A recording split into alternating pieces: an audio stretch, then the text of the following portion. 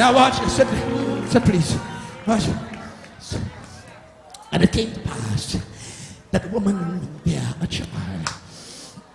And then, God, how do you feel when you waited for something for so long and you see it come to pass? And you're telling everybody, God has been good to me. But what about when the devil see you going good? It's like a big bad wolf. You always look for people that are building houses. Yes, to blow it on. Talk to me, somebody. As soon as you start doing something right, here comes the devil to mess with God blessing. But how do you feel when you waited so long for your miracle, and now your miracle come and it's just under attack?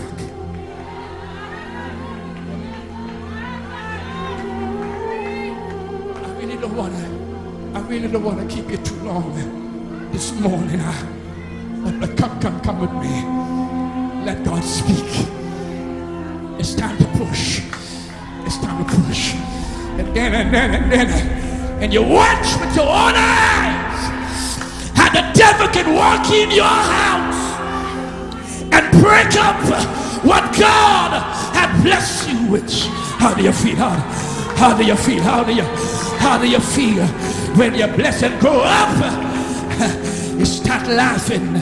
You start learning ABCs, and it start running around in the yard, and it make you feel so good. But the devil can creep up on a good marriage. Let me warn you. The devil can creep up in a good church. He can creep up on a good group. Whenever you start grouping, whenever you start coming together and being soul seekers and all, and being soul winners. Talk to me, somebody. He wants you to sit down in church and do nothing. From the time you start doing something, it will surprise you how early your attack is going to be. By the time the boy reached 12 years, he was under attack. One day he went up to the field and he cried to his daddy. He said, "Daddy, my head, it hurts." And then the father, that was the hindrance in the first place. The old daddy that couldn't do what he was supposed to do. Beg your pardon. I hope I'm not offending anybody.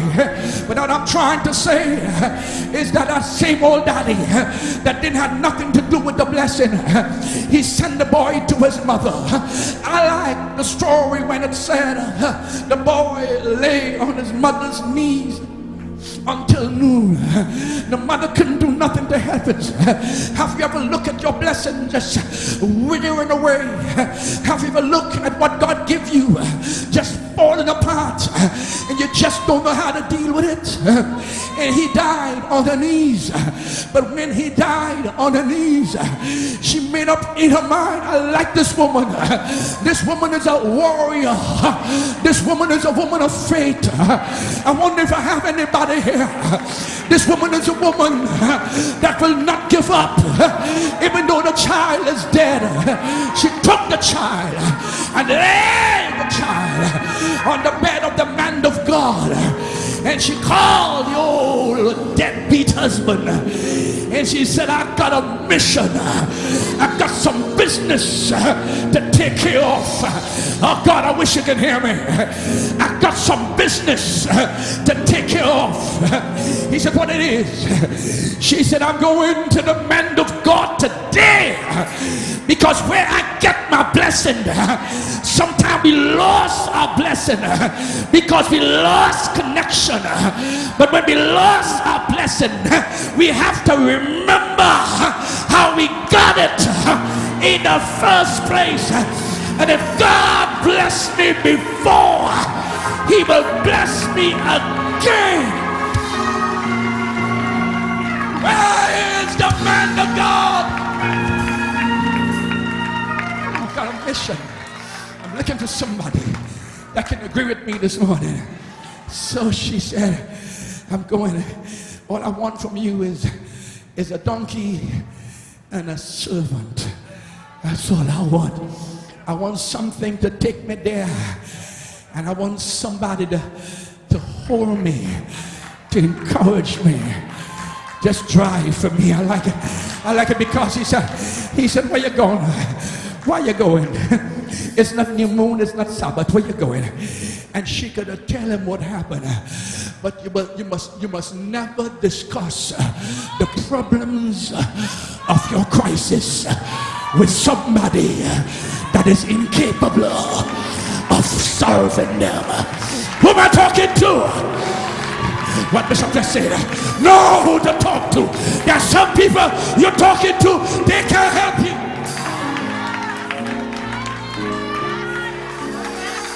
What she'll actually say, she'll say, you can't help me. I'm on business today. So she saddled up a donkey. Oh God, watch this. And she told the driver, she said, drive. Slack not your riding, except I bid you. Don't stop until I tell you to stop. Don't stop until I tell you to stop. The attack in 2018. And let me tell you the blessing first. The blessing in 2018 is perpetual victory. The attack, if there's a blessing, there has to be an attack. The attack is to slow you down. Yes. The blessing is so you can get there. The attack is to keep you from getting there. From the time you start riding, from the time you start going forward, there's always people that will try to slow you down. But I made up my mind this morning that I'm gonna go as fast and as far as it take me to catch my blessing.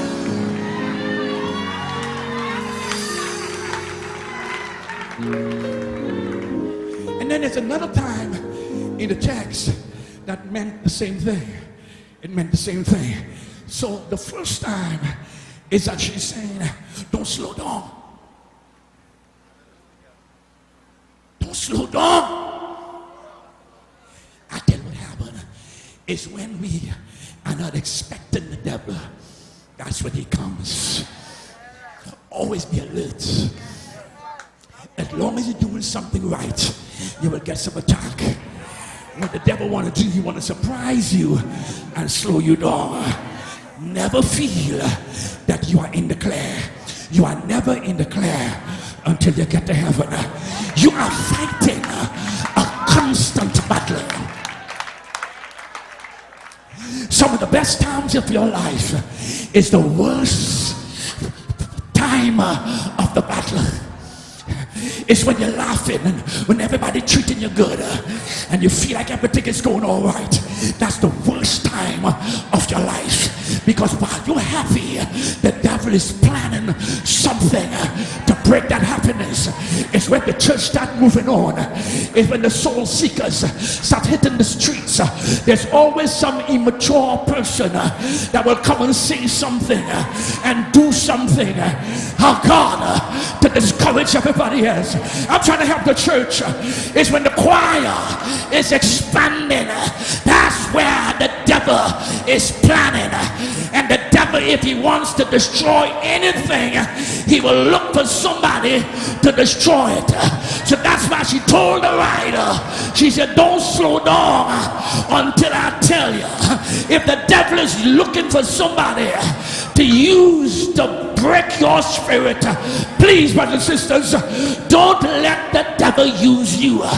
If he want to use anybody, it's up to them, but don't let him use you to slow down what God is doing.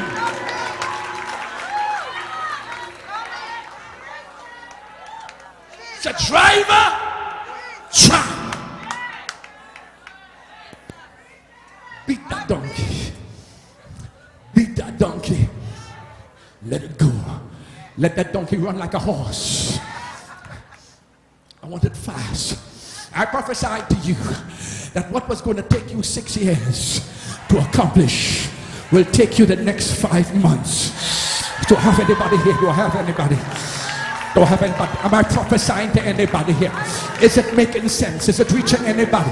I prophesy that what you were supposed to take 4 years to do, you're going to do it in 4 months. Beat that donkey. I said, I come this morning to beat that donkey. I come to beat that donkey like a slave. I come to make my donkey a horse. Usually donkey can carry heavy weight, but they can't run so fast. But in this text, what we're seeing is a woman is taking a donkey and making him do the work of a horse. She said, run that donkey. All your life you've been walking slow, carrying load, can't sleep at night. Everybody talking about you. But today, this year, in the next 5 months, you have no time to carry no load. You have no time to worry about people that are talking about you. You got to run like a horse. Run like a horse. Because where we're going, we're going to get there quicker.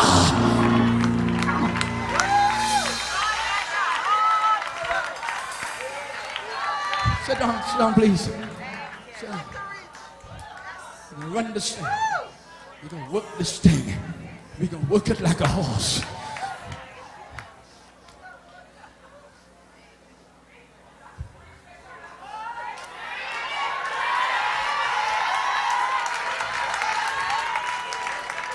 Tell somebody, say, I carry too much load in my life. Tell somebody, say, my season is changing.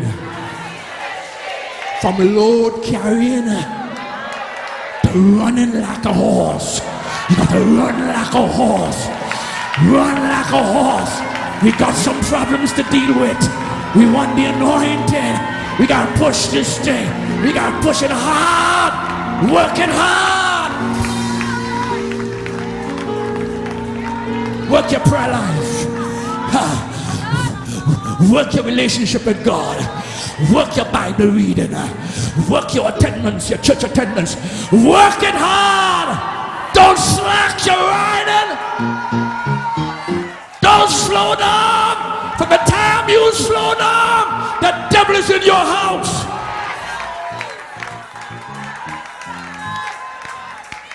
Who's slowing down? Who is slowing down? Who is discouraged? Who is afraid of what the devil can do to you? Who is carrying all them burdens about what people say about you? Who am I talking to? If you're there, you better get out of that spirit.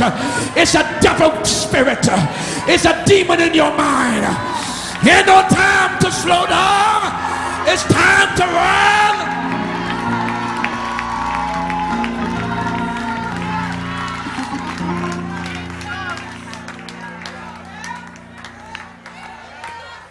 I know my time is gone, but I ain't done. My time is gone, but I ain't done. I ain't done.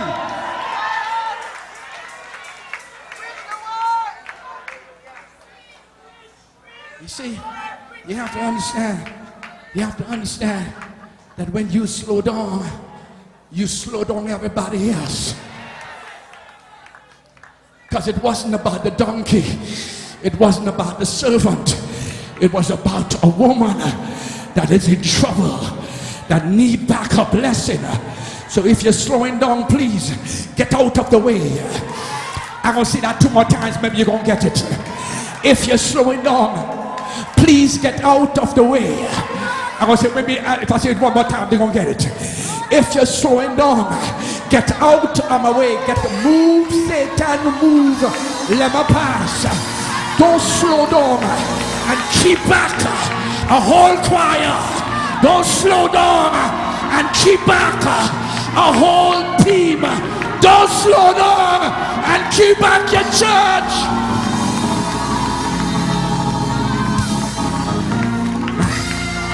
I tell somebody, I'm going to be a midwife this morning. I'm going to be a midwife this morning.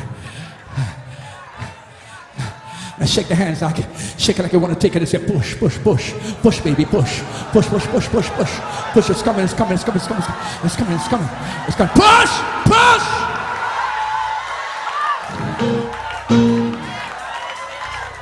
When you slow down, you're slowing down everybody that is trying to move on.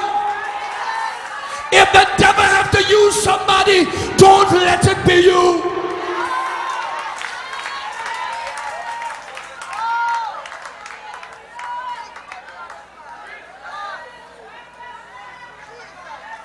You with your donkey sense, you that feel that all you're good for is to carry load and to get licks and licks.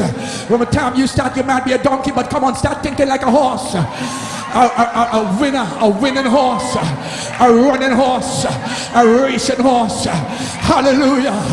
Because if you think like a donkey, you'll slow down everybody that want to reach somewhere. So we have to go. Excuse me, I apologize. I apologize. I did not call you a donkey, but if the hat fit.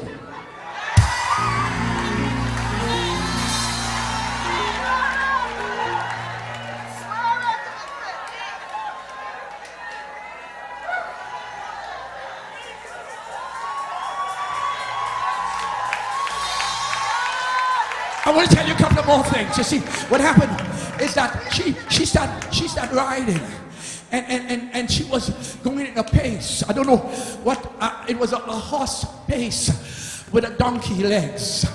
And she get to the Mount Carmel. I like it where she get to the Mount Carmel because in the Mount Carmel speaks of an experience that brings out the faith in you. Oh God, watch it. A faith, a forceful faith that you're not satisfied until you get your stuff. So here's Elijah on a hill, and he's looking at the Shunammite running and coming up the hill. Send down his servants or his servant and say, go ask the woman, is it well with thee? Is it well with thy husband? Is it well with thy child? Because sometimes the pastor can sense when something is wrong.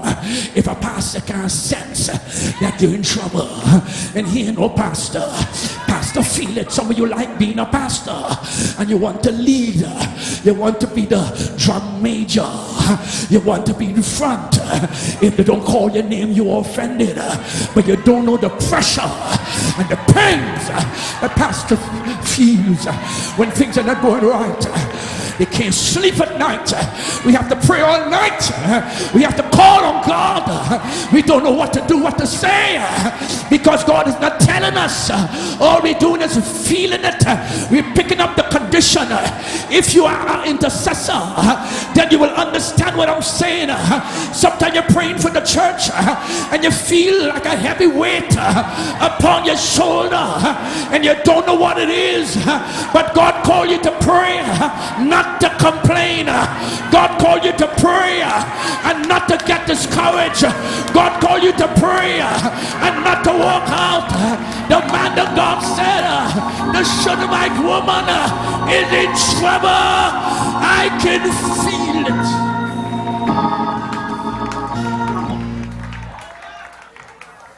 Y'all getting some old time preaching this morning?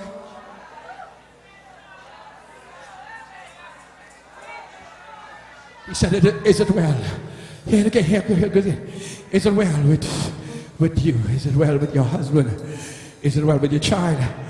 And she told the servant yes. But it wasn't well, you see. Because I'm going to say it again. Never discuss the problems of your crisis with somebody that is incapable of solving them. She said, it is well. Do you find I'm looking well? Yeah, I'm going through something, but you can't tell nobody. You have to know who knows your business, because people that know you're going through, they will laugh you to scorn.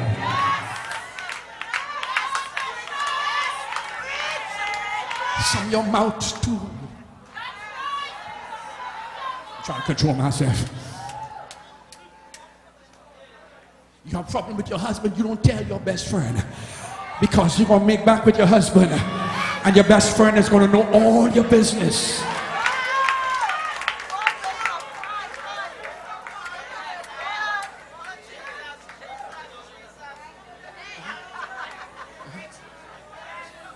She said, watch, I'm in trouble, but I can't tell you. Because you can't help me. Isn't it funny how people hang around people that can't help them? Huh? This year, I warn you, this year, you're going to hang around people that can deposit in your life. I'm warning you, and the more I warn you, is more you just get yourself in trouble. You know you're not good with friends.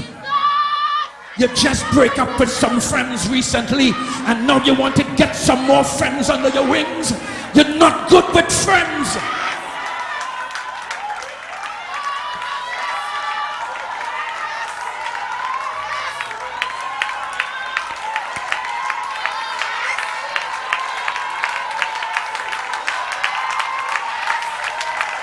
You didn't come here for friends. You come here for Jesus. You come here for a better life. You come here to move up. You come here to get your blessing. I can tell you a lot of people don't have their stuff because they're connected to the wrong people. And that is not your church, but it's the person that you like to sit next to. It's not that you are in the wrong church, but you're sitting next to the wrong people.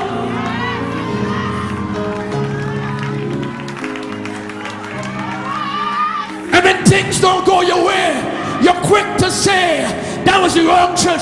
It wasn't the wrong church, baby. You're connected with the wrong people, because as long as there's people, there is problems. And instead of going for the blessing, you went for the problems.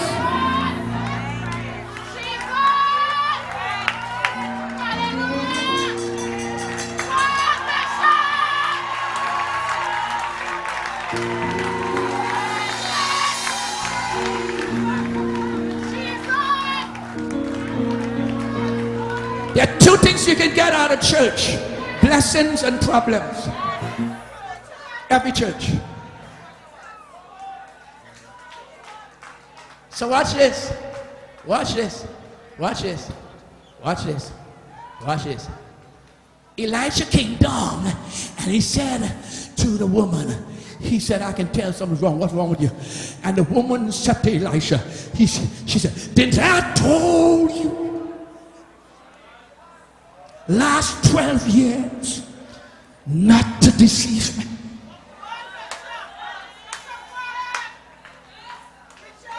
You give me a blessing and you take it back. Didn't I told you that I was done with church?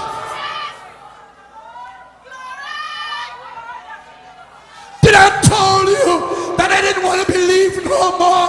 Did I told you that I was tired of disappointments?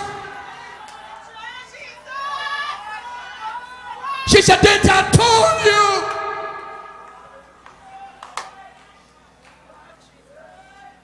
Sometimes when you have a bad experience, you feel like you can never correct it. You feel it will never get better. You don't want to try no more. But I prophesied to somebody here, whatever you try and you fail, try it again. It might not work before, but it will work now. But if you want it to work now, you have to do it different. You cannot do the same thing over and over and expect a different result. If you want something different, you have to do something different. Catch yourself. Come to yourself. You cannot continue like this.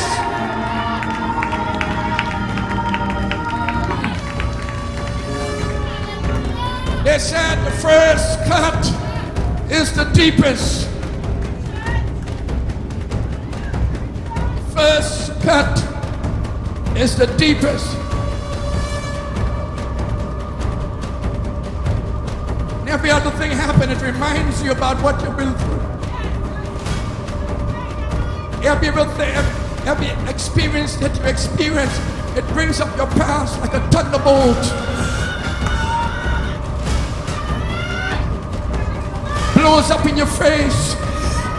You keep on saying, I said I wasn't going to trust him again. I said I wasn't going to try. And the Lord gave me the strength. And I tried and I see it happen. But look at after 12 years, just when I started getting all excited, just when my hope built, just when my pain just left me, just